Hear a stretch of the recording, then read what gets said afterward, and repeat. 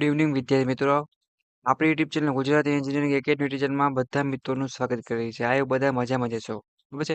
તો આજે આપણે જે જીટીયુ એક્ઝામના ઇમ્પોર્ટન્ટ પ્રશ્ન વિશે વાત કરશી. એ તમારો સબ્જેક્ટ છે એન્જિનિયરિંગ કેમિસ્ટ્રી, નવા ડીઆઈ સબ્જેક્ટ અને સિલેબસ સાથે. તો ઘણી બધી બ્રાન્ચમાં છે એન્જિનિયરિંગ કેમિસ્ટ્રી આવતું હોય છે, અને એને આપણે આઈએમપી પ્રશ્ન વિશે વાત કરશી. જે મિત્રોને પાસ થવું હોય એના માટેની બેસ્ટ સ્ટ્રેટેજી છે, બેસ્ટ પ્લાનિંગ છે, ગુજરાતી ઇંગ્લિશ બંને લેંગ્વેજ સાથેના સારું એવું મટીરિયલ છે. મોસ્ટ આઈએમપી પ્રશ્ન છે એ તમને બતાવવાનો છું, અને આપણે જીટીયુ એક્ઝામમાં સારી રીતે સારા માર્ક્સ સ્કોર કરશી. પેપર હાર્ડ નીકળે તો પણ પાસિંગ તો કરવાનું છે જ. તો આપણી યુટ્યુબ ચેનલને હજુ જે મિત્રો સબસ્ક્રાઇબ ના કર્યો સપોર્ટ માટે સબસ્ક્રાઇબ કરીને પણ બેલ આઇકન પ્રેસ રાખો, જેથી કરીને કોઈ પણ જીટીયુ એક્ઝામનો અથવા ઇમ્પોર્ટન્ટ વિડીયો આવે તો તમે ફ્રી ઓફમાં લાભ લઈ શકો. એ પ્લેલિસ્ટ વાઇઝ બધું જ મટીરિયલ છે, બધી બ્રાન્ચનું electrical, mechanical, civil, computer, IT છે, બધી જ બ્રાન્ચનું છે એ મળી રહેશે. તમારે જોવાનું રહેશે.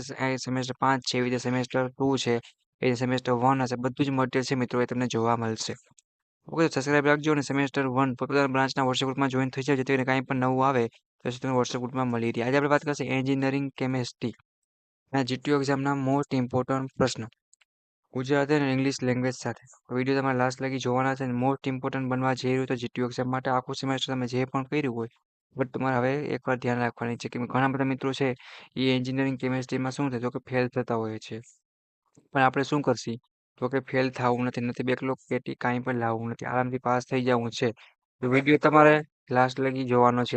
એ કેમિસ્ટ્રી સબ્જેક્ટ છે મિત્રો, તો આપણે તૈયારી કરવી પડે. ઘણા બધા મિત્રો છે ને બેકલોગ પેટી પહેલેથી જ આવતી હોય છે, આપણે લાવવાનું નથી. અને બાકાજી આખો સેમેસ્ટર બોલાવી છે ઘણા મિત્રોએ. હવે આપણે શું કરશી તો કે 70 માર્ક્સના પેપરમાંથી આપણે 23 માર્ક પાસિંગ હોય છે જીટીયુ એક્ઝામમાં. તો બધા મિત્રોને એટલામાં આરામથી પાસ થઈ જવાનું છે. નવો ડીઆઈ કોડ સબ્જેક્ટ કોડ છે એની સાથે મટીરિયલ તમને મળવાનું છે, તો કોઈને ટેન્શન લેવાની જરૂર નથી.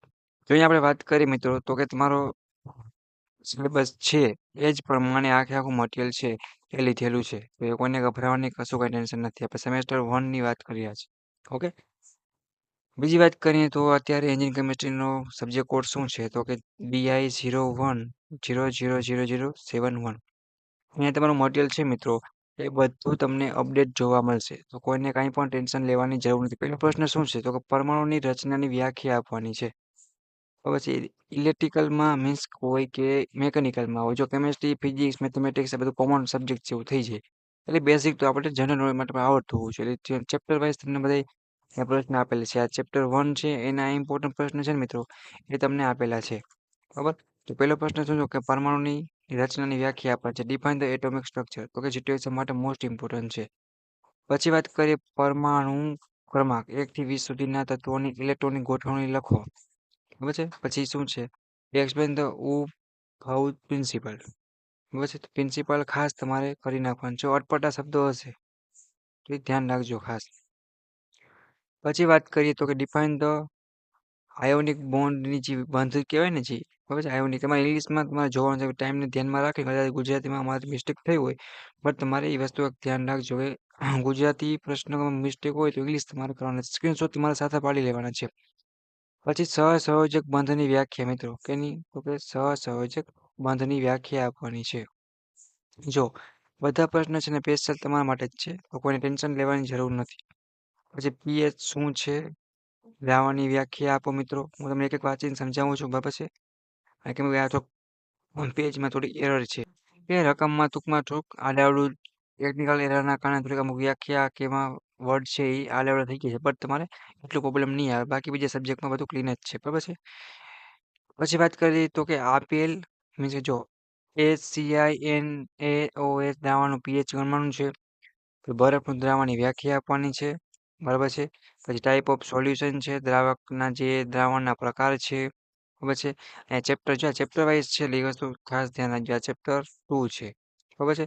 પછી વાત કરીએ ચેપ્ટર નંબર 3 આવશે, બરાબર છે. ઇલેક્ટ્રોકેમિસ્ટ્રીની વ્યાખ્યા આપવાની છે મિત્રો. હું જેટલા પ્રશ્ન બોલું છું ખાસ તેમાં સાંભળીને એ પ્રમાણે પાકું કરવાનું છે. પછી ઇલેક્ટ્રોકેમિકલ કોષ શું છે, બરાબર, એ બધું ખાસ તમારે ધ્યાન રાખવાનું છે. ડાયાગ્રામ સાથે શું બેની કોષ આકૃતિ છે ને ખાસ દોરવાની. ફૂલ માર્ક્સ છે, ઓછી મહેનત વધારે માર્ક્સ લેવા હોય ને તો તમારે આકૃતિ ખાસ દોરવાની છે.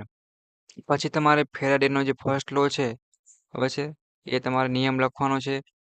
પછીનો બીજો નિયમ છે ફેરાડેનો, એ લખવાનો છે ખાસ, બરાબર, ધ્યાન રાખજો.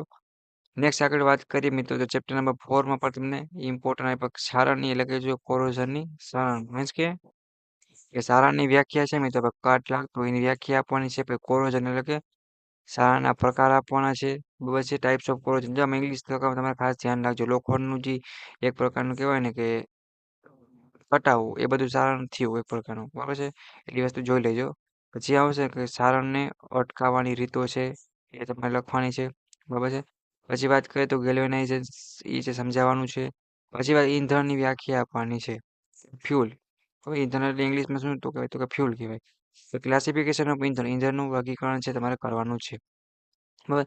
પછી characteristic of good fuel characteristic આપવાની છે સારા ઈંધણ ગુણધર્મોની બરાબર છે. એ વસ્તુ જોઈ લેજો. ધન દ્રવ્ય અને વાયુ ઈંધણનું વચન તફાવત તમારે આપવાનો છે. પછી નંબર 6 ની વાત કરીએ તો લુબ્રિકેશન. તો એની લુબ્રિકેશનની વ્યાખ્યા છે એ કરવાની છે. એનું ફંક્શન શું છે લુબ્રિકેશનના એ તમારે ખાસ એક ધ્યાન રાખવાના છે. પછી પ્રોપર્ટી ઓફ ગુડ લુબ્રિકેશન આ બધા ઇમ્પોર્ટન્ટ બેઝિક પ્રશ્ન છે. ટાઈપ ઓફ લુબ્રિકેશન છે બરાબર છે. પછી પોલિમર પછી હશે ઇસ્ટા કે ઇન્સ્યુલેટિંગ મટીરિયલ આ બધું તમારે ચેપ્ટર ઉપરથી ખાસ પ્રવું કરી નાખવાનું છે. પોલિમરની વ્યાખ્યાની વાત કરીએ પછીના ટાઈપ્સ છે. પછી પોલિમર વચ્ચેનો તફાવત છે બરાબર છે. જો લખ્યું જ છે થર્મો પ્લાસ્ટિક અને થર્મોસેટિંગ એક પ્રશ્ન ખાસ કરી નાખજો. પછી ઇલાસ્ટોમરનું એક્ઝામ્પલ સાથે ડિફાઇન કરવાનું છે. પછી એની એપ્લિકેશન આપવાની છે ઇન્સ્યુલેટિંગ મટીરિયલની. પછી બેટરીની વ્યાખ્યા આપવાની છે બરાબર છે. પછી પ્રાથમિક અને દ્વિતીય કોષ વચ્ચેનો તફાવત બરાબર છે એ ખાસ કરી નાખજો. ડ્રાય સેલ સમજાવવાનું છે મિત્રો. પછી explain the lead acid battery તમારે સમજાવવાની છે. જો ગુજરાતી ઇંગ્લિશ ડબલ નંબર છે એટલે તમને પ્રશ્ન વધારે લાગતા હશે પણ એટલા બધા પ્રશ્ન છે તો 40 પ્રશ્ન નાના નાના છે સાવ કેમિસ્ટ્રી માટે. તો બધા મિત્રોને ખાસ એ કરી નાખવાના છે. બેટરીના ઉપયોગ છે એ કરી નાખવાના છે. એપ્લિકેશન ઓફ બેટરી આટલા પ્રશ્ન છે તમારે કે કેમિસ્ટ્રીની અંદર પાકા કરી જવાના છે. એન્જિનિયરિંગ કેમિસ્ટ્રી અંદર બરાબર છે. થોડું ટેકનિકલ પ્રોબ્લેમના કારણે મિત્રો આ એક સબ્જેક્ટ છે એના અમુક ગુજરાતી જે લેંગ્વેજ છે પ્રશ્ન છે એમાં અમુક વર્ડ છે આડા પાછા થઈ ગયા પણ મેં તમને બોલીને વાંચીને સમજાવ્યા છે. તો તમારે એન્જિનિયરિંગ કેમિસ્ટ્રીમાં જીટીયુ એક્ઝામમાં બધા મિત્રોને આટલા પ્રશ્ન કરી જવાના છે. બીજા બધા સબ્જેક્ટ હશે એમાં ટેકનિકલ પ્રોબ્લેમ છે એ અપડેટ કરી દેવામાં આવી છે તો બધું ક્લિયરન્સ દેશે બરાબર છે. આ એક સબ્જેક્ટમાં થોડુંક એરર આવશે તો તકલીફ તમને પડશે બાકી બધામાં આરામથી બધું જ લેંગ્વેજમાં સરખું લખેલું હશે ક્યાંય પણ વર્ડ કપાશે નહીં. ઓકે ટાઈમને ધ્યાનમાં રાખીને પછી અમે તમને આવી રીતના વાંચીને સમજાવી દીધું છે. આટલા પ્રશ્ન બધા મિત્રો ખાસ કરી નાખવાના છે. બીજો કઈ પ્રશ્ન હોય તો હું રાઠોડ વિમલ અને અમારી યુટ્યુબ ચેનલની ટીમ છે તમે મિત્ર તરીકે ગાઈડ કરી શકો છો બરાબર છે. સપોર્ટ માટે આપણી યુટ્યુબ ચેનલને સબસ્ક્રાઈબ પણ કરજો અને તમારા સેમેસ્ટર 1ના બધા દોસ્તોને મોકલો જેથી કરીને એ પણ વોટ્સઅપ ગ્રુપમાં ના જોઈન્ટ થયા હોય તો એની નીચે લિંક આપેલ છે જોઈન્ટ થઈ જાઓ તમે એડ પણ કરી શકો છો અને વિડીયો પણ સેન્ડ કરી આપજો તમારા સેમેસ્ટર 1ના બધા જ મિત્રો જેથી કરીને જીટીયુ એક્ઝામમાં એન્જિનિયરિંગ કેમિસ્ટ્રીમાં બધા મિત્રો છે પાસ થઈ જાય. રેડી અને આવી રીતના જીટીયુ એક્ઝામના આઈએમપી વિડીયો બધા સબ્જેક્ટ મેળવવા માટે આપણી યુટ્યુબ ચેનલ સબસ્ક્રાઈબ કરી અને બેલ આઇકન પ્રેસ રાખજો અને પોતપોતાના સેમેસ્ટરના વોટ્સએપ ગ્રુપમાં જોઈન થઈ જવાનું છે જેથી કરીને તમારા પોતાની બ્રાન્ચના પણ જીટીયુ એક્ઝામના આઈએમપી પ્રશ્નો છે એ તમને ટાઈમસર મળી રહે. હવે આપણે વાત કરશી કે તમારે માર્ક્સ જીટીયુમાં ક્યાં કપાય તો કે આકૃતિ છે ને મિત્રો દોરતા નથી એના કારણે તમારા માર્ક્સ કપાય છે. બીજા નંબરનું એ આવશે કે તમારે જીટીયુની પેપર સ્ટાઇલ પ્રમાણે છે મિત્રો આખું પેપર લખવાનું છે. એના કારણે તમારે 5 કે 10 માર્કનો ગુરુ જોવા મળશે અને આકૃતિ દોરશો પ્રશ્નમાં તો ઓછી મહેનત વધારે માર્ક્સ મળશે. ઘણા બધા મિત્રોને એવું છે વાંચી ગયા માર્ક્સ એનું કારણ આ બે વસ્તુ છે. ત્રીજા નંબરનું કે પોઈન્ટ વાઇઝ અને ચોખ્ખું લખવાનું છે જેથી કરીને તમારા માર્ક્સ ન કપાય અને સારા એવા માર્ક્સ મળે. ચોથું એટલું પ્રશ્ન સિક્વન્સમાં લખવાનો જેમ કે પ્રશ્ન પેલો નથી આવડતો તો બીજો લખશે ત્રીજો એવું નહીં કે 5મો લખ્યો હોય પહેલો ત્રીજો એવી રીતના આડાડું લખવાનું નથી. એટલી વસ્તુનું ખાસ ધ્યાન રાખજો જેથી કરીને એન્જિનિયરિંગ કેમિસ્ટ્રી તમે રમતા રમતા આરામથી પાસ થઈ જશો. ઓકે તો વિડીયોને પૂરો કરું છું. નેક્સ્ટ મુલાકાત લેશે એવા તમારા જીટીયુ એક્ઝામના બીજા ઇમ્પોર્ટન્ટ વિડીયો સાથે. Okay thank you take care bye bye.